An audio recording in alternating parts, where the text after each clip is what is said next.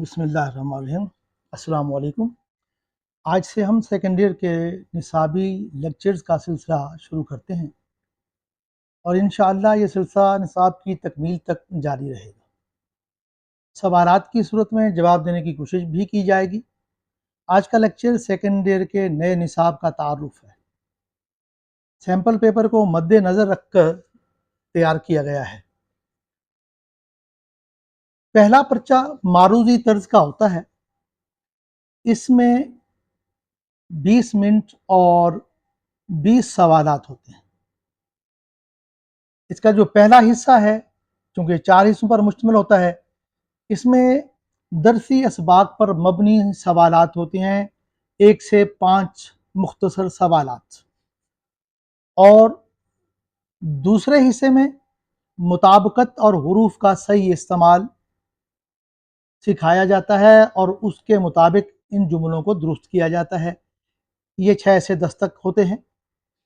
اس کا حصہ سویم جو ہے، رموز اوقاف کے اصول، جملے دیے جاتے ہیں اور ان کو رموز اوقاف کے اصول کے مطابق درست کیا جاتا ہے۔ اور اس کا چوتھا حصہ چہارم، امدادی افعال کا درست استعمال ہے، یعنی 16 سے 20 تک یہ ہوتے ہیں۔ اس طرح سے یہ 20 نمبر پورے ہوتے ہیں اور اس کے لیے 20 منٹ ہی دیے جاتے ہیں۔ اب انشائی طرز کا پیپر ہے، شروع ہوتا ہے، اس کے لیے 2 گھنٹے اور 40 منٹ ہوتے ہیں۔ سوال نمبر 2 میں نظم کے اشعار کی تشریح ہوتی ہے اور اس میں 1 نمبر نظم کا عنوان، 1 شاعر کا نام اور 8 نمبر کی تشریح ہوتی ہے۔ اور اس تشریح میں آپ کم سے کم 2 صفحات کی تشریح لکھیں گے اور اس میں 2 سے 3 اشعار حوالے کے طور پر بھی دیں گے۔ سوال نمبر 2 ہے، سوال نمبر 2 غزل کے اشعار کی تشریح ہے۔ اس کی تقسیم یہ ہے کہ شاعر کا نام، اور اس میں 3 اشعار دیے جاتے ہیں اور ہر شعر کی تشریح کے 3 نمبر ہوتے ہیں، اور آپ نے ایک شعر کی تشریح کم سے کم 16 لائنز میں کرنی ہے، اور کم سے کم ایک شعر اور اس سے زیادہ 2-3 اشعار، جتنے بھی آپ کو حوالہ کے اشعار آتے ہوں وہ لکھیں گے زیادہ سے زیادہ نمبر حاصل کرنے کے لیے۔ اس کے بعد سوال نمبر 3 آتا ہے۔ سوال نمبر 3 متن کی حوالے سے، سیاق و سباق کے حوالے سے، یعنی ایک نثری پیراگراف دیا جاتا ہے اور اس نثری پیراگراف کی تشریح کی جاتی ہے۔ اس میں 1 نمبر سبق کا عنوان، 1 نمبر مصنف کا نام، 3 نمبر سیاق و سباق اور 10 نمبر کی تشریح ہوتی ہے۔ اب یہ جو 10 نمبر کی تشریح ہے، اس کے لیے ہمیں کم سے کم 2 صفحات لکھنے ہیں اور اس میں 3 سے 4 اشعار حوالہ کے لیے بھی دیے جائیں گے تاکہ مناسب نمبر حاصل ہو سکے۔ اس کے بعد انشائی طرز کا حصہ دوم ہوتا ہے۔ اس میں سبق کا خلاصہ ہوتا ہے۔ سبق کے خلاصے میں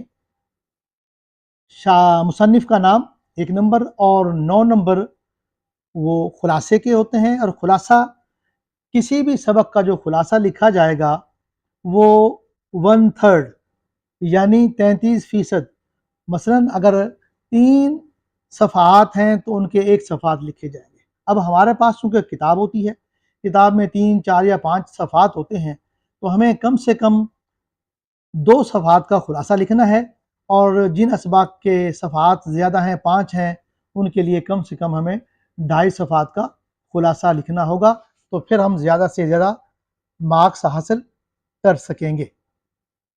اب سوال نمبر 5 ہے، نظم کا خلاصہ یا مرکزی خیال ہوتا ہے۔ اس میں 1 نمبر شاعر کا نام اور 4 نمبر خلاصہ یا مرکزی خیال کے ہوتے ہیں۔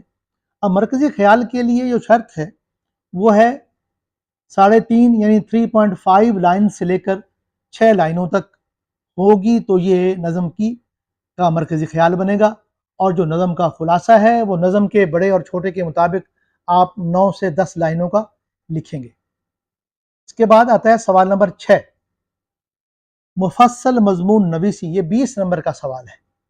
مضمون کے لیے کم از کم 4 صفحات ہوں، یعنی آپ جو مضمون لکھیں وہ کم سے کم 4 صفحات پر ہو۔ مناسب یہ ہے کہ وہ 5 صفحے کا یا 4.5 صفحے کا ہو تو زیادہ بہتر ہے، اور ہر صفحے پر آپ 3 پیراگراف بنائیں گے اور کم سے کم 2 اشعار کا حوالہ ہر صفحے پر دیں گے۔ یوں آپ کو 8 اشعار بھی مضمون کے لیے یاد کرنے پڑیں گے۔ اس کے بعد اس میں 3 عنوانات ہوتے ہیں، 3 عنوانات میں سے کوئی ایک چننا ہوتا ہے۔ سوال نمبر 7 خط یا آپ بیتی ہوتا ہے۔ اب خط جو ہے اس کے لیے پیٹرن کے نمبر 5 ہیں اور 5 نمبر اس کے متن کے ہیں۔ اوپر اور نیچے کے حصے کو ملا کر 5 نمبر دیے جائیں گے، اور جو متن ہوگا درمیان میں اس کے بھی 5 نمبر دیے جائیں گے، اور یہ متن جو ہے 2 سے 3 پیراگراف میں ہونا چاہیے۔ اس کے بعد ہے آپ بیتی۔ آپ بیتی بنیادی طور پر ایک ادبی صنف ہے، اس کے لیے آپ کا انداز، اسلوب یا تحریر ادبی ہونا چاہیے، اور آپ بیتی 2 صفحات سے کسی صورت کم نہیں ہونی چاہیے۔ ہاں 2.25 2.5 صفحات ہو سکتے ہیں۔ اس طرح سے ہم زیادہ سے زیادہ نمبرات حاصل کر سکتے ہیں۔